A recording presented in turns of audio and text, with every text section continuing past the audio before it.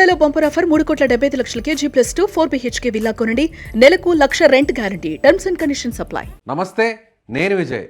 ప్రస్తుతం యావత్ దేశమంతా కూడా ఆదివారం జరగబోతున్నటువంటి India New Zealand T20 world cup final match కోసం ఎదురు చూస్తుంది. ఈ మ్యాచ్లో న్యూజిలాండ్ పై గెలిచి ఇండియా వరుసగా ఈ ఏడాది కూడా అంటే 2026లో కూడా వరల్డ్ కప్ని గెలవాలనేటువంటి ఆశతో కోట్లాది మంది భారతీయులందరూ కూడా ఎదురు చూస్తున్నారు.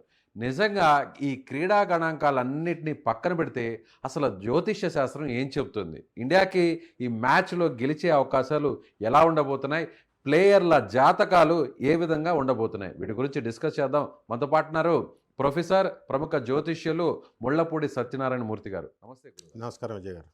క్రీడా గణాంకాలని వీటన్నిటి పక్కన పెట్టేద్దాం. అసలు ఆస్ట్రాలజీ ఏం చెప్తుంది? ఎవరికి విన్నింగ్ ఛాన్సెస్ ఎక్కువ ఉండే అవకాశం ఉంది? ఈ T20 ప్రపంచ కప్లో అహ్మదాబాద్ ఆడేటటువంటి ప్లేసు సొంతగడ్డ, మేషరాశి. దీనిపైన మనకు అనుకూలంగా ఉంది. వైడ్గా మనము ఈ యొక్క గేమ్లో మన వాళ్ళంతా కూడా ఆడడానికి ఎక్కువ అవకాశాలు ఉన్నాయి. అంటే అగ్రెసివ్గా ఆడతారు అండ్ డిఫెండింగ్ ఛాంపియన్స్ మనం. సౌత్ ఆఫ్రికా ఎంతో చక్కగా ఆడినప్పటికీ కూడా ఓడిపోయింది. అవును. ఓడిపోయింది. వ్యూహాలు మారుస్తారు మన వాళ్ళు. ఇప్పుడు వ్యూహాలు మార్చి ఆడేటటువంటి విధానంలో వాళ్ళు అన్ని ఫార్మాట్స్లో కూడా ఆడగలిగేటటువంటి మనగాడు, శతాబ్దానికి ఒక్కసారే పుట్టేటటువంటి బుమ్రా. సునీల్ గవాస్కరే ఆయనకి ఆ స్టేట్మెంట్ ఇచ్చాడు. సునీల్ గవాస్కర్ గారి గురించి మనం చెప్పక్కర్లేదు. ఆ విధంగా బుమ్రా ఒక మెజిషియన్ అనమాట. ఇతని మీద ఆధారపడి ఈ యొక్క గేమ్. బుమ్రా కూడా మనకి ఈ యొక్క ధనుసు రాశి.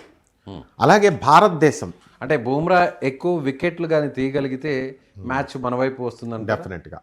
అండ్ నెక్స్ట్ చిన్న అమెండ్మెంట్ అంటే ఎన్ని వికెట్లు తీసే అవకాశం ఉందంటారు? బుమ్రా మోర్ దాన్ 4 వికెట్స్ తీస్తాడు. 4 గంటలే 4 వికెట్లు ఆడాలి. ఇప్పుడు అతను టెన్షన్ ఫీల్ అవ్వకుండా జాగ్రత్తగా కనుక వెళితే, ఎందుకంటే ఇప్పుడు అంతా అతని చేతిలోనే ఉంది. సునీల్ గవాస్కర్ కూడా అదే ఎక్స్పెక్ట్ చేస్తున్నాడు. అండ్ రెండో స్పెషలిస్ట్ పేసర్ హర్షదీప్ అద్భుతమైనటువంటి బంధాలు సంధిస్తాడు. ఈ హర్షదీప్ కూడా మేషరాశి. ఏలినాట్స్ అని జరుగుతుంది. అన్ఎక్స్పెక్టెడ్. ఏలినాట్స్ అంటే అన్ఎక్స్పెక్టెడ్. అతను డిఫెండింగ్ ఛాంపియన్ కాబట్టి దంగల్ సినిమాలో కూడా మనకు అమీర్ ఖాన్ అదే చెప్తాడు, డిఫెండింగ్గా వెళ్ళు, డోంట్ గో అగ్రెసివ్గా వెళ్ళొద్దు, ఆలోచన ఇదవుతుంది అని చెప్తారు.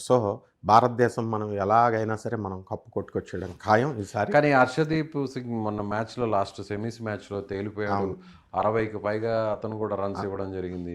వికెట్స్ ఒక్క వికెట్ తీసాడు కానీ విపరీతమైన వైడ్స్, ఎక్స్ట్రా రన్స్ ఇచ్చాడు. మళ్ళీ తిరిగి ఫామ్లోకి వస్తాడు. అయితే సిరాజ్ని ఇతనికి ఆల్టర్నేటివ్గా వేసుకుంటారు ఇప్పుడు. అంటే ఇప్పుడు ఎవరిని పక్కన పెడతారు? హర్షదీప్ని పెట్టి సెమీస్లో కీలకంగా వరుస పెట్టి వైడ్లు చేసినటువంటి హర్షదీప్ కంటే కూడా సిరాజ్ ది బెస్ట్ అని చెప్పి. ఎందుకంటే కుంభరాశి అతను సిరాజ్. అందువలన కొన్ని వ్యూహాలు మారుస్తున్నారు. మార్చే ఎక్స్పెక్ట్ చేయడానికి లేని విధంగా అన్ఎక్స్పెక్టెడ్గా ఈ వ్యూహాలతో మన వాళ్ళు చేస్తున్నారు. అండ్ ఆడితే హర్షదీప్ ఫామ్ లోకి వచ్చే ఛాన్స్ ఉంది. కాకపోతే హర్షదీప్ ప్లేస్ లో ఒకవేళ సిరాజ్ ఆడిచ్చేటువంటి ఛాన్సెస్ కూడా ఉన్నాయి. 100% ఉన్నాయి.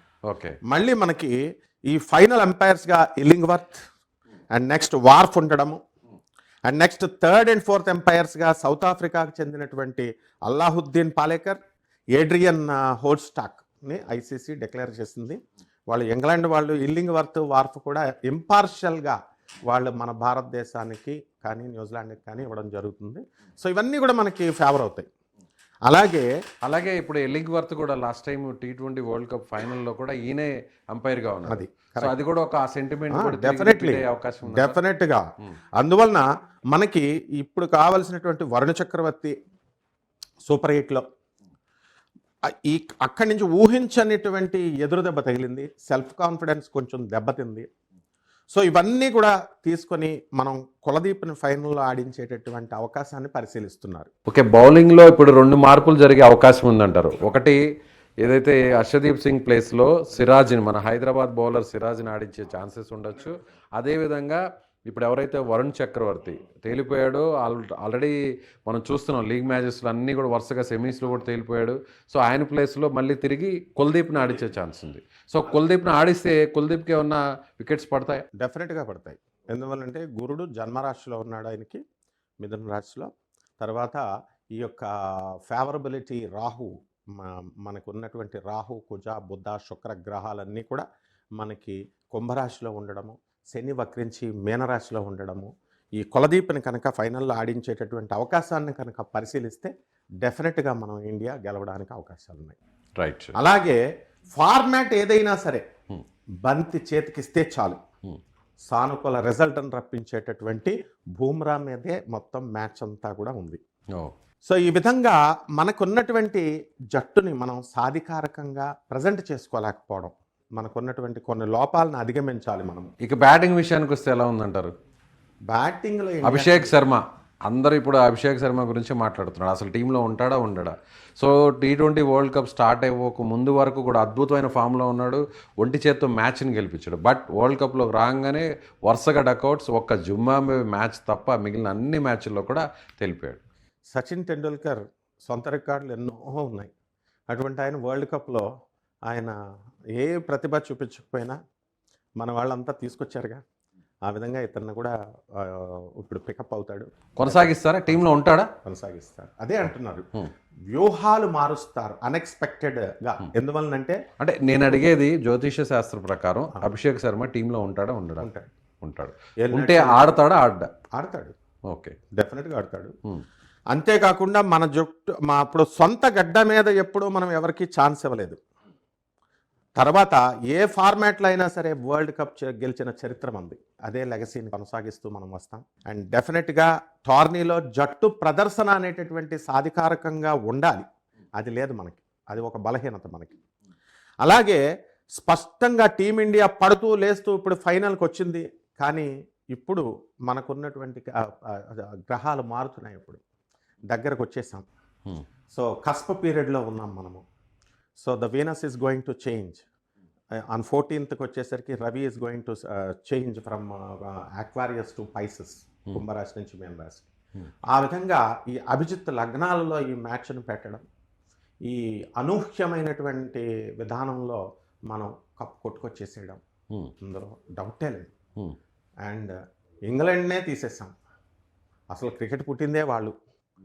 న్యూజిలాండ్ డేంజరస్ ప్లేయర్స్ అయినా లాస్ట్ టైం కూడా మనము అనుకున్నాం మనం గెలిచిపోతుందేమో అని.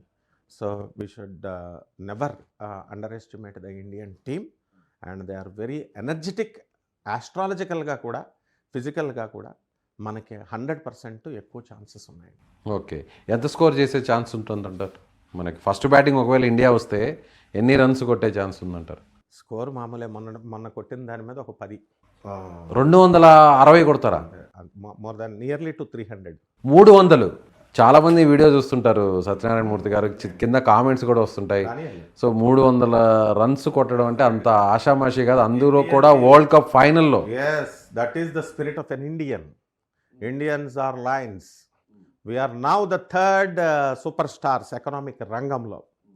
ఎక్కడా కూడా ఆ భారతదేశ చరిత్ర మారుతోంది. అంటే మీరు ఏదో ఫ్యాన్స్ని సంతోషపెట్టడం కోసం, లేదంటే బెట్టింగ్ రాయల్ని ఏదన్నా ఇటువైపు తిప్పడం కోసం ఏదన్నా చెప్తున్నట్టుగా ఉంది తప్ప మనం కట్టొద్దు అని చెప్తున్నాం. మనము బెట్టింగ్లు ఎవరు కట్టొద్దు.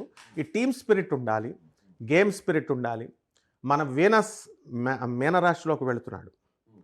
కుజుడు ఒక్కడే కొంచెం వీక్గా ఉన్నాడు. కుజుడు మనకి మకర రాశిలో ఉండంటే ఇంకా వండర్ఫుల్గా స్కోర్ చేద్దురు. బట్ శత్రుక్షేత్రంలోకి వచ్చాడు కాబట్టి అవతల వాళ్ళు మనల్ని కట్టడి చేస్తారు, అందులో కట్టడి చేయకుండా ఉండదు. అయినప్పటికీ కూడా మనకి స్పిన్నర్స్ వరుణ్ చక్రవర్తి, అక్షర్ పటేల్ వీళ్ళంతా తేలిపోయారు. So they will learn a lesson. And డెఫినెట్గా మనకి ఈ యొక్క ధారాళంగా పరుగులు ఇచ్చేశారు బుమ్రా తప్ప. ఈ ఫెయిల్యూర్స్ అన్నీ పరిగణలోకి తీసుకుంటారు. అండ్ డెఫినెట్గా ఇప్పుడున్నటువంటి ఆదివారం రవి చాలా బలంగా ఉన్నాడు మనకి. And never in the east we will fail అనమాట. సో స్కోర్లో అటు ఇటు ఉన్న ఇండియన్ టీమ్ స్పిరిట్, బెట్టింగ్స్ ఆడకూడదు, don't waste the money. And తప్పకుండా మన ఇండియన్ స్పిరిట్ గెలుస్తుంది. గురుగారు థ్యాంక్ యూ. నమస్కారం.